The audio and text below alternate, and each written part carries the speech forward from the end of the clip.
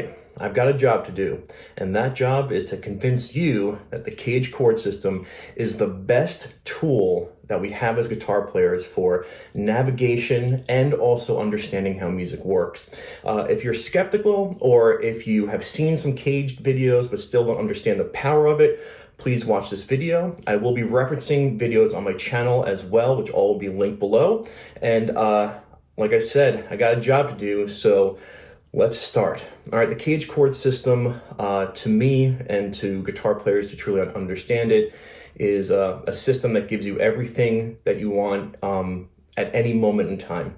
And today, I'm going to show you 3 different ways that we use it. There's more than 3 ways, but I'm going to show you 3 ways that we use it as musicians to create melodies and different sounds and navigate, and how cool it is.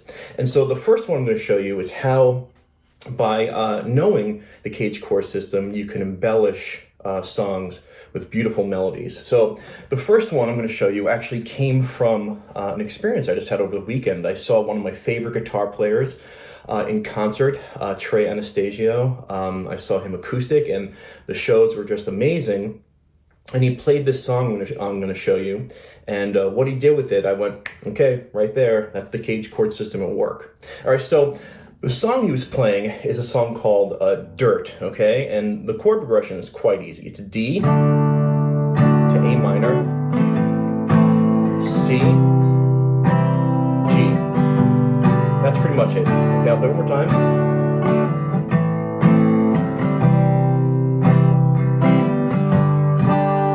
And what he does over this chord progression is this really beautiful set of melodies of these triplets. So what he's going to be doing is playing all different types of D chords, to all different types of A minor chords, to all different types of C chords and G chords, in that order: D, A minor, C, G, D, A minor, C, G.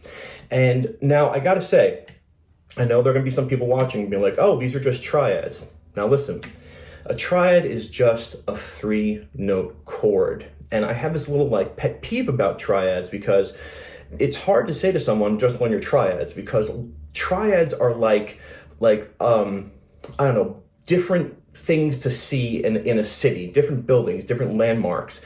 And it's like, okay, just study those. But the CAGED chord system is the streets and the cars and the street names and the navigation to get there. And what I mean by that is, I just want to show you before we begin, if I take a D chord like this is a piece of the E-shaped D chord. This, I can take my fingers and I can pluck a triad here, I can pluck a triad here, and I can pluck a triad here, but these are all pieces, or little broken up pieces, of this one chord. So as I play the shapes moving down the guitar neck, I'm going to show you in my mind what I'm seeing, okay? I know that the CAGED chord system connects all the different shapes together very easily, and I'll show you how we do it. Okay, so here is the interlude by itself.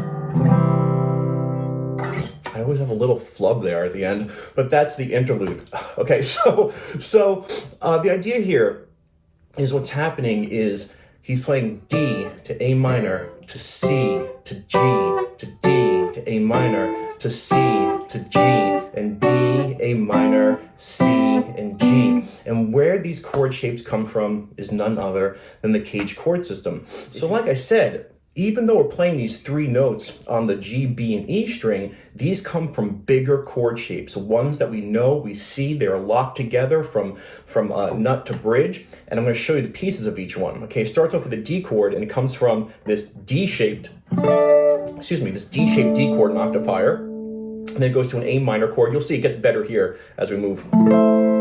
This is an A minor shaped A minor chord. Then he goes to a C. He's just playing the notes on the G, B, and E. All right, and then he goes to, D, G. Then this G chord here. This is an A-shaped G chord, and he's just playing this piece here. All right, and then a D chord. Here's the E-shaped D chord. All right, then he goes to an A minor. This is the D minor shaped A minor. To a C chord. Again, he's just playing the 3 strings here. To a G chord, which is a C shape. All right, and then D chord on the A shape. Here it is. To an A minor, E minor shaped here. And then to a C chord here, A shape. And then to a G chord here. So in essence, what he's thinking, the way he's navigating down this is he's saying, I want to create a melody. And so I'm going to find those chords in the neck. I'm just going to play the pieces on the G, B, and E string to keep it sounding familiar. And he's really playing.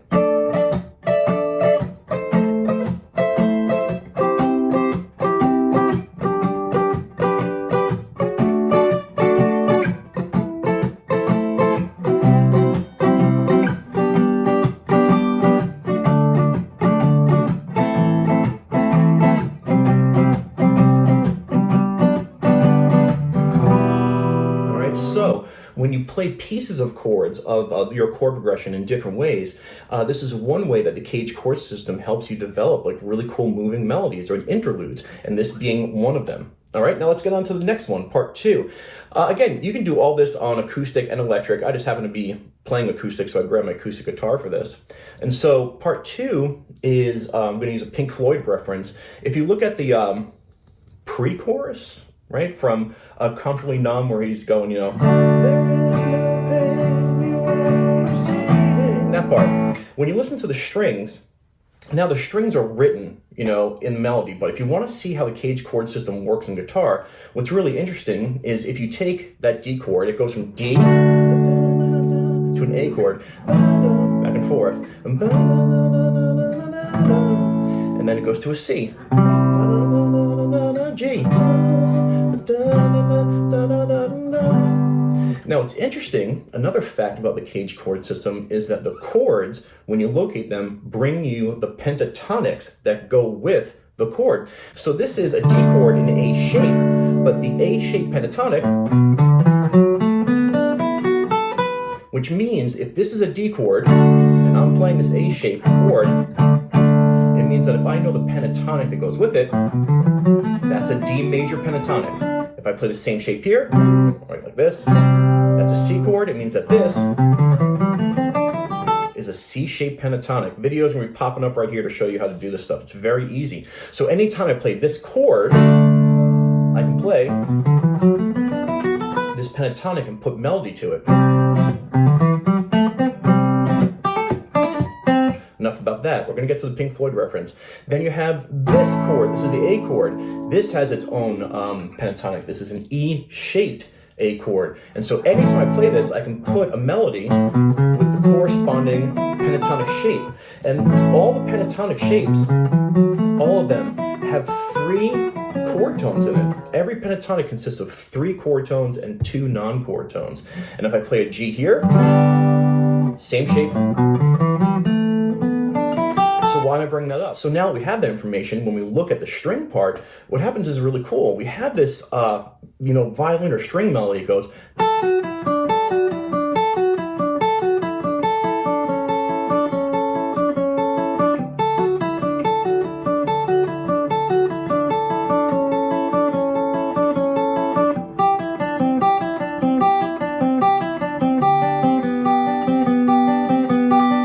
And so on, all right?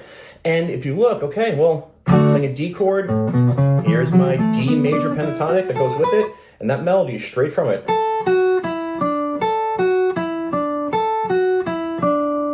Okay, that's where, that's it. That melody, on guitar, you can find that melody very easily because the A-shaped pentatonic goes with this chord, and we can play it in the same exact place. So our chords bring pentatonics. When we do the E, we have a 90% pentatonic here. We have. Now this note here is not in the pentatonic. These are chord tones. But this is a suspended 4th, which is very common to go from a 4 to a 3 in music. But nonetheless, we have this pentatonic.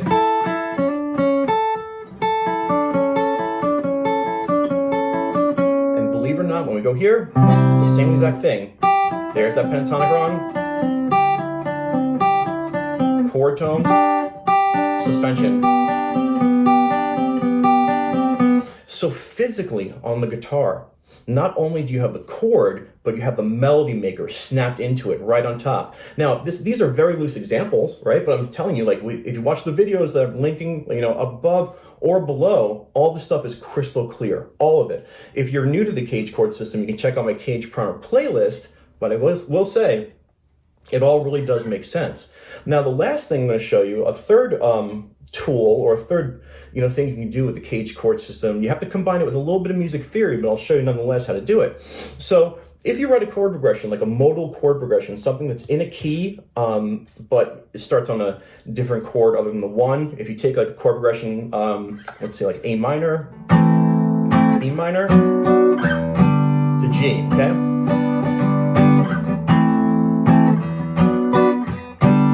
And you want to solo over that. Well, let's find if it's in the key. Popping up on your screen is the infamous Square of Stich. Anyone who doesn't know what the Square of Stich is, it's a circle of fifths that's explained, in my opinion, much better than when we find the circle, and it has a lot more information, and it's way more understandable. So if we look at that key of G, you can see that the key of G has a G chord, an A minor, and a B minor in it. It is the only key. It's the only key that has those three chords in it. So we're obviously in the key of G, okay? And we have these chords, A minor, B minor, and G. Welcome back.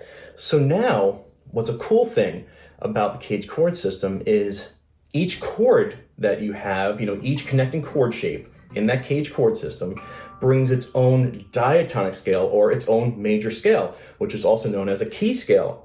So this song I wrote, A minor, B minor to G, is in the key of G, but it starts on the A minor, and which means it's an A Dorian progression, okay? Another video popping up here and below. So A Dorian means we're starting on the second chord of G, A Dorian. Now, to solo on top of this properly, I need to find a G major scale, which is my key scale, and that's going to be my train track or my necklace. And then I'm going to find the chord tones right on top of that scale, and those are my train stations or gems, okay? So check this out. If I'm up here, I can find this A-shaped G chord, and with this A-shaped G chord always comes, or A-shaped chord always comes, this scale shape.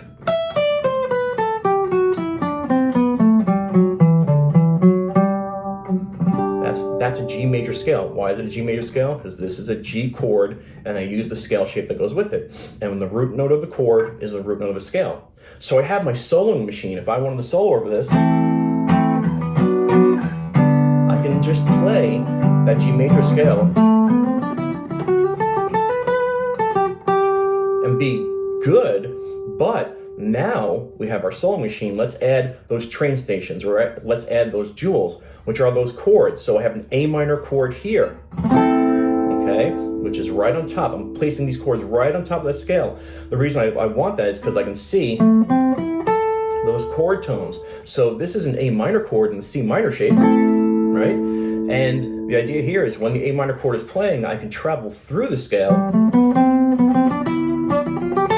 to those chord tones and really punch that moment. B minor is going to be the D minor shape right here. Right? So if I'm traveling through the scale,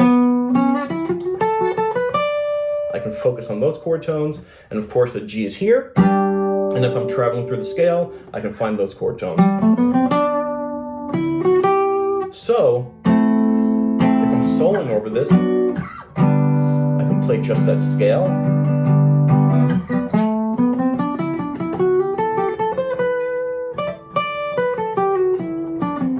Or, I forgot, I could pop those chord tones in the scale.